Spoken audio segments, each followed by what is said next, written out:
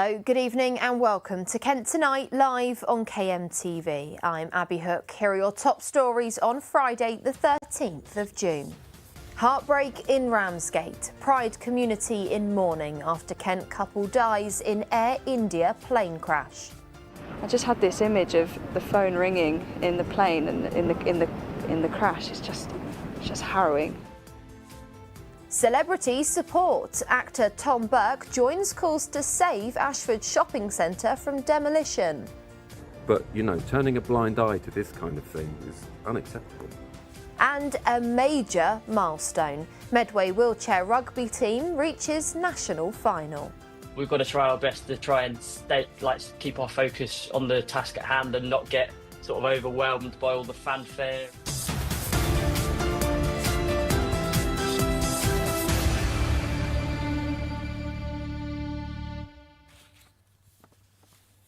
First this evening, tributes are pouring in for the Ramsgate couple who tragically died in the Air India plane crash. Friends describe Jamie and Fingal as having electric energy and a lasting impact on their community. Lucy Taylor, a friend and organiser of Ramsgate Pride, which the couple were due to be part of this weekend, told the programme she's still struggling to come to terms with the news. Gabriel Morris has this report and a warning. It does contain distressing images from the start. We are at the airport, just boarding. Goodbye, India. Goodbye. 10-hour flight back to England. Smiling and joking on camera, Jamie and his husband Fingal Greenlaw Meek had just wrapped up a wellness retreat in India. Okay, yeah, my biggest takeaway is don't lose your patience with your partner. Yeah, you've already snapped at me while we're having chai at the airport. Their charisma shines in their final video, filmed in the departure lounge. Going back happily calm. They boarded the doomed flight that took more than 200 lives, leaving behind heartbroken friends and family. In Ramsgate, Lucy Taylor, who worked closely with the couple and is helping organise this weekend's Ramsgate Pride, says the loss is unimaginable. I didn't know where to compartmentalise it because I just imagined, because once we'd heard the news, we weren't sure if it was true. I wasn't sure if it was true. So Heidi, she phoned Jamie's phone. I just had this image of the phone ringing in the plane and in the crash. It's just harrowing. I still haven't processed it yet. I think it's something that will sink in the coming weeks, I think. And the couple, how will they both be remembered here at Ramsgate? They will be remembered as an example of love and light. Two people can love each other no matter who they are, and that we will not allow anything more than that to be remembered for them. They have big plans ahead, bringing their wellness business home to Ramsgate. We've already helped thousands of people live their most soulful, connected selves. Earlier this year, Fingal appeared on This Morning. Today, the programme paid tribute to them. In Ramsgate, local councillors told us the couple's presence will be deeply missed. Fingal and Jamie, I think they were new to this community, but had their own unique energy that had permeated already. Even people that don't know the two young men will remember them with fondness and kindness, as I think we will all of the people that lost their lives. You can feel a stillness in Ramsgate today as the community comes to terms with the sudden loss of two of their own. Meanwhile, in India, investigators have what went so wrong with Flight 171. Gabriel Morris for KMTV in Ramsgate. And we'll continue to keep you updated here on KMTV as we find out more information. Now moving on next this evening, Hollywood actor Tom Burke has joined calls to save Ashford's Park Mall shopping centre from being demolished. It comes after Ashford Borough Council said it would pull down the almost 40-year-old site as running it had just become an unsustainable cost. Bartholomew Hall has been speaking to the businesses who have until January to vacate their stores. What started as a campaign to save an Ashford shopping centre from demolition is now picking up celebrity support. Star of TV crime dramas and Hollywood blockbusters, Tom Burke has now joined the calls to save Park Mall, which he says he regularly shops in. I have an investment in this place. It's where I grew up. It's where I still spend a lot of my time. I would like Ashford to care. I would like the council to care about the right things. I know they've got a lot to care about, but, you know, turning a blind eye to this kind of thing is unacceptable. But behind these delivering a petition to Ashford Borough Council, it's businesses here who are most to be affected by the authorities' plans to pull down the centre. They have until January to leave their units. So I employ four staff full-time. You know, we pay our taxes, VAT, and they're all very concerned, as am I. You know, my staff are 1 month's paycheck away from being evicted from their homes. They don't have any money put away. No one does. To move, we're looking in excess of 100k just to cut everything out and to find a store. Been here nearly 10 years. Would have made my 10th anniversary in September of this year. Being forced out of a almost subsidised site so that they can knock up some flats is a bit painful. It comes after the council decided to close and knock down the Park Mall shopping centre after Ashford Borough said it had been running the site at an unsustainable loss. The plan is to replace the centre with an interim multi-storey car park, while plans to build flats on the land remain in the pipeline. With the council standing firm on its decision to demolish Park Mall, those in favour of this petition are now calling for an amendment which would see parts of the shopping centre in best condition saved from facing the bulldozer. I don't personally believe that we should demolish the entirety of this shopping centre. There's an awful lot of traders that are going to lose their livelihoods, their investments, and there's an awful lot of people that are going to lose their jobs, and I just don't agree with that at all. This is people's jobs, this is people's livelihoods that are going to go, right? That is going to go. It won't exist. It's like that, game over. And that's not good enough for me, because in my heart I'm passionate about this town centre. In a statement, Ashford Borough Council told us the asset cannot support a continued managed decline anymore. The proposed residential-led mixed-use development will serve as a catalyst for the regeneration of the town centre, bringing new energy and investment to the area. Almost 1,200 people have called for the council to U-turn on its proposals, so with deliberations to continue at the Civic Centre, many of those will be keeping their fingers crossed that the bulldozers can stay parked for now. Bartholomew Hall for KMTV in Ashford.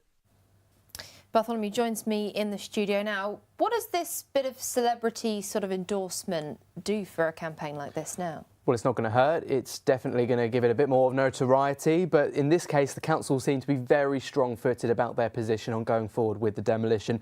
ABC, which is run by a coalition of Ashford Independents and the Green Party, has long held ambitions to flatten Park Mall. They've blamed a declining retail sector, the loss of tenants such as Wilko and escalating maintenance costs too. Now, I have to say that I was there yesterday for a couple of hours, and there was a very clear distinction between the bustling high street, where you've got tons of people moving up and down, going about their days, shopping in the shops, and just a sort of handful of people that were inside Park Mall. Now, shop owners told me that that isn't the case every day. They do have their regular customer base that are using their shops on a daily basis. But one of the things that stood out for me the most was just how many of those units are empty now.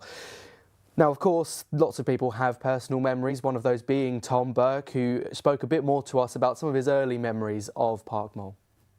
It always seemed like the heart and centre of the town to me. I was 6 when it went up. Before that, there was the old market, and I think when that left, there was a hole, and Park Mall filled it. Some of the buildings need to be knocked down, frankly. Most of it not. Most of it, half of it. So now the petition's been handed to the council. What's next? Well, there's a whole lot of processes that have to be taken before they can decide if they're going to be having a debate or not. But what we did hear at last night's cabinet meeting was a statement from David Hebditch. Now, we've heard from him before here on KMTV. He's an investor in Baby Art Studios, one of the businesses that's affected by these proposals. He handed in those signatures on behalf of the campaign group and spoke. He gave this statement. How can this be fair to treating people and running a shopping centre? There has been no public consultation on demolition of Park Mall, and the paper that went through Cabinet at the Council in 2024 December was exempt from viewing by the public. In simple terms, as a member of the public, the first thing you would have heard about the shopping centre was to become a flat car park would have been in the press. Just for clarity, we will not be discussing this item this evening. Your petition will now be reviewed by officers of the Council, who will validate it to ensure that it meets the criteria outlined in this Council's petition scheme. So we'll have to wait and see if that debate is going to be going forwards. One of the other big criticisms from the group is that tenants haven't been properly informed. Well, the council leader, who we heard from just there, has disputed those claims. He said that we have been offering a wide range of practical support to help them relocate. And of course, they have until January to do so. OK, Bartholomew, thank you for those details. Now, an amber weather warning has been issued for the whole county, warning of thunderstorms and heavy rain between 8 o'clock this evening and 5 a.m. tomorrow. Let's take a look at the forecast where you are.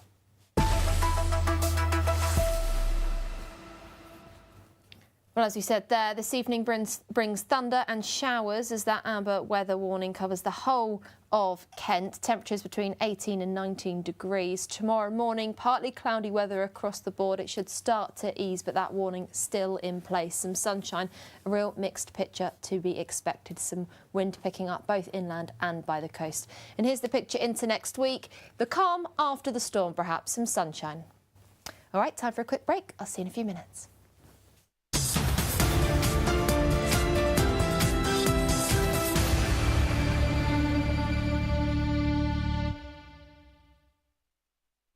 Kent and Westminster and the latest on and off the field with our extensive sports coverage, including specialist Gills reporting. Enjoy weekly digital editions of all KM titles and swipe for the same page-turning experience as the newspaper. Download, share and print out the pages you want and tackle fun puzzles such as crosswords and Sudoku. Plus, unlock our extensive archive of past papers stretching back more than 10 years. Becoming a subscriber is easy. Visit kentonline.co.uk and click the subscribe tab at the top right of the screen. Choose the package that suits you with options to pay monthly or annually.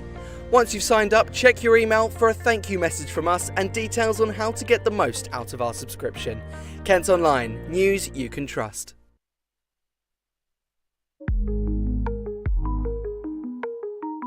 Hospital visits will be dramatically reduced. And there's something about time in Imagining Autism. I call it a nowhere. I completely adapted to being a hidden away rural homeless person. The system can't and doesn't cope with rural homelessness at all. And I think that's a big barrier to young disabled people in terms of their aspirations and accessing science. I think the Eco-Parakeet is a great symbol for what we should be doing on Mauritius, what we can do elsewhere in the world. This is like a picture of me and my cousins when we was in Albania back to my nan's house. Mirë, vëmë tek me menu me menjen tonë edhe me pa momentin e dur që kur më ik edhe policisë.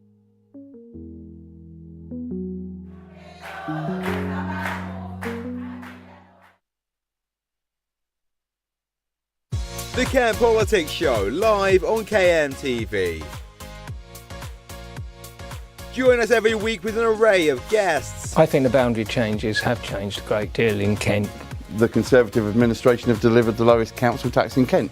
We will continue to do that. Discussing the things that matter most to you. People do feel like they've been ignored by this government. We do need something else to supplement wind and solar. Catch the KM Politics Show, only on KM TV.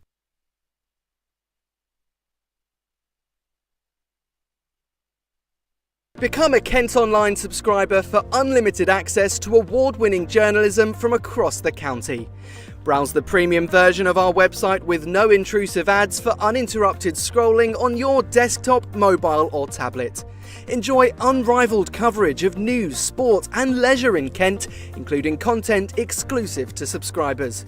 Read fascinating features in our in-depth section and head down memory lane by delving into our decades archive. Keep up to date with politics in Kent and West.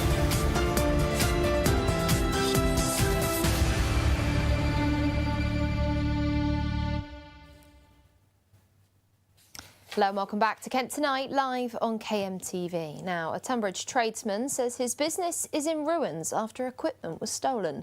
Lee Laurie runs a groundwork and landscaping business in Snodland and had left a digger attached to his truck on Monday night outside on his drive and woke up to find his truck, digger and tools had been stolen. This CCTV footage from a neighbour shows the truck being driven off around 11:30 p.m.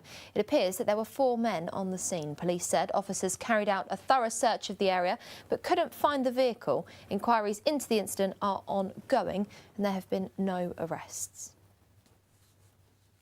Now, Thanet District Council is warning residents and visitors not to handle dead birds or any other wildlife in the area following a confirmed case of bird flu. A spokesperson for the authority said a single case of the disease has been identified in Botany Bay near Margate. They added any dead wildlife found should be reported directly to the council. It's understood signs will be put up in the area from today, including a message about not feeding birds as a precaution. Now, billions of pounds for affordable housing has been described as a game changer in Gravesham, while other council leaders warn the devil is in the detail. The deputy leader for the Borough Council says the money announced by the Chancellor this week could pave the way for further development on privately owned brownfield sites. But not all of Kent's politicians have welcomed the spending review, as our local democracy reporter Ollie Leader has been finding out. I am proud to announce the biggest cash injection into social and affordable housing in 50 years. £39 billion. A huge boost for Kent councils struggling to meet demand. Well, we used to have 12,500 council homes in Gravesham, and thanks to the Right to Buy, it's now 5,500. The need for social housing hasn't actually gone down, so we need to grow our council housing stock again, and actually will unlock so many of the brownfield sites that we desperately need for affordable and social housing. Between 2018 and 2023, the amount of affordable housing being built in Kent and Medway averaged around 15,000 dwellings every year. That's around 1/3 of what is likely to be needed to help support the nearly 18,000 households waiting for social housing. Something like 300 people are in temporary accommodation, and they're often there for quite a while because we don't have the homes for social rent to move them into. So making sure that we are building those affordable homes, those homes for social rent, that is the essential bit that's missing from our housing supply. But while the spending review may allow councils to replenish their stock, there are worries that the cost will be put back on taxpayers. So, of course, we welcome house building to deal with the problems that we have with the lack of supply of housing in this country. But let's be honest here, this was a tax and spend budget where they're going to tax us all in extra council tax. They're going to borrow more money and we will feel it all in our pockets. A divided response here in the county. But as questions around council tax and funding allocations persist, the devil will be in the details when we have them. Ollie Leader in Gravesham. Now, in other political news, a senior Conservative MP has lodged a complaint to the Information Commissioner over fears of GDPR breaches within Kent County Council. It comes as Reform UK's new Doge unit demanded access to typically confidential items relating to payments to foster parents, care home funding and even payroll details of council staff.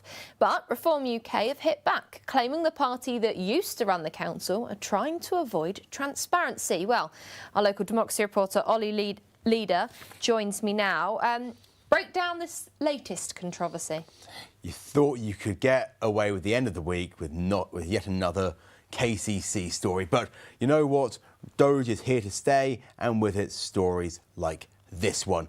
Basically what's happened is Kevin Hollinrake, he's a shadow minister for local government, and he's written to the Information Commissioner's office. You can see him on screen right here, and he basically wrote to say there are concerns about the Doge unit, particularly what information it was requesting. So basically asking for what could potentially be highly sensitive personal information that may be bound by data protection obligations. Everything from payroll details to, let's say, whistleblower complaints. So there's some concerns here that the data is not going to be handled properly, particularly if it's being outsourced to non-elected council representatives or officers not within KCC.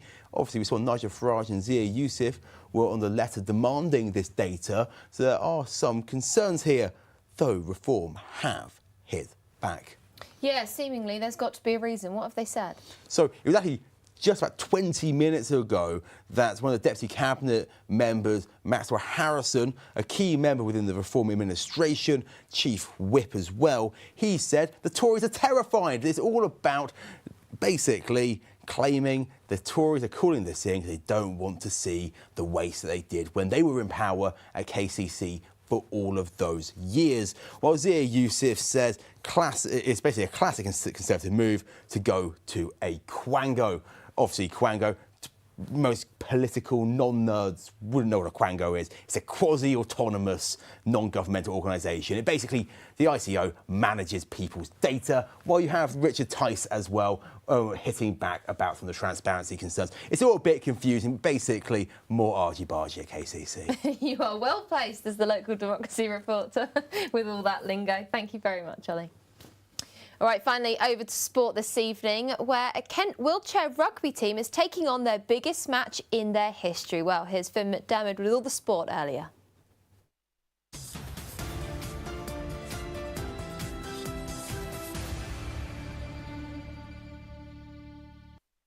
Hello there. We start with Maidstone boxer Sam Noakes, who's dreaming of a fight in Las Vegas or Wembley after securing a long-awaited world title shot.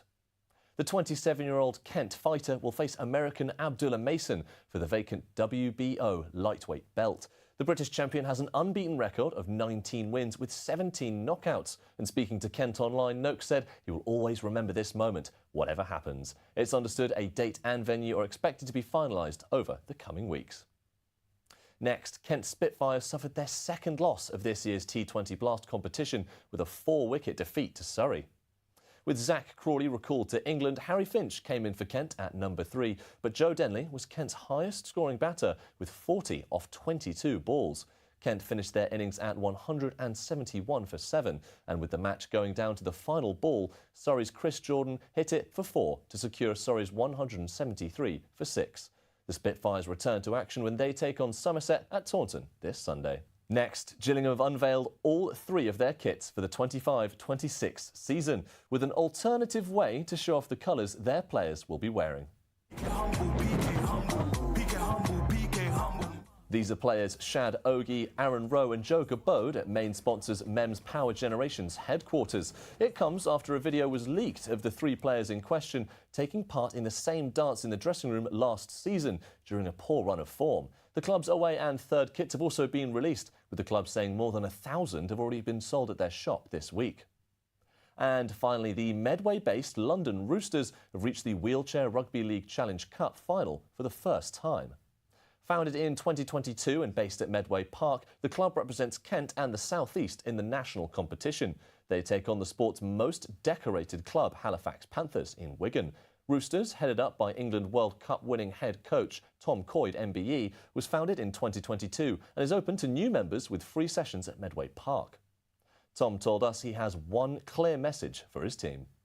The message to the team has been, enjoy it. We've earned the right to be here, and this is going to be a really unique experience. But we've got to try our best to try and keep our focus on the task at hand and not get sort of overwhelmed by all the fanfare. And they'll be singing the national anthem before the game, and that's the first time we've ever done that before as a team. Rugby league is probably known for being a stronghold in the north.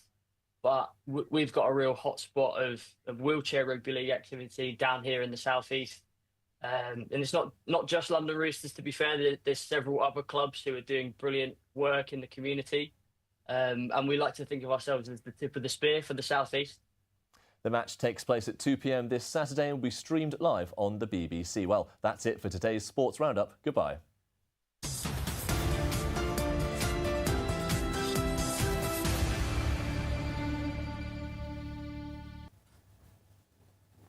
And just before we go this evening, a reminder of that amber warning for thunderstorms this evening. Heavy rain expected between 8 p.m. this evening and 5 a.m. tomorrow. The Met Office warns of rain rising to 50 millimetres during those hours and a risk of flooding, as well as strong 40 to 50 mile per hour winds too. Well, with that in place, let's take a look at the full forecast for the coming days where you are.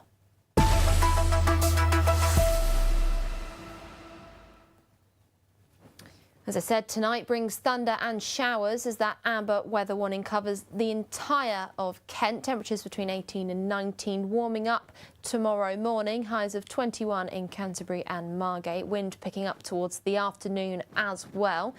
But seemingly clear skies, sunshine all around. So perhaps the calm after the storm continuing into next week as well, with highs of 25 expected and sunshine.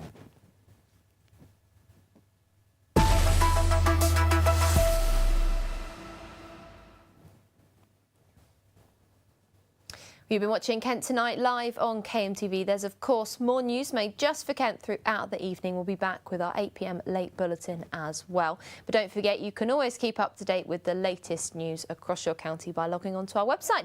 It's, of course, kmtv.co.uk. And also keep us on all your social timelines as well, over on TikTok, Facebook and Instagram as well. That's all from me and the Kent Tonight team this week. I'll see you again on Monday. Bye-bye.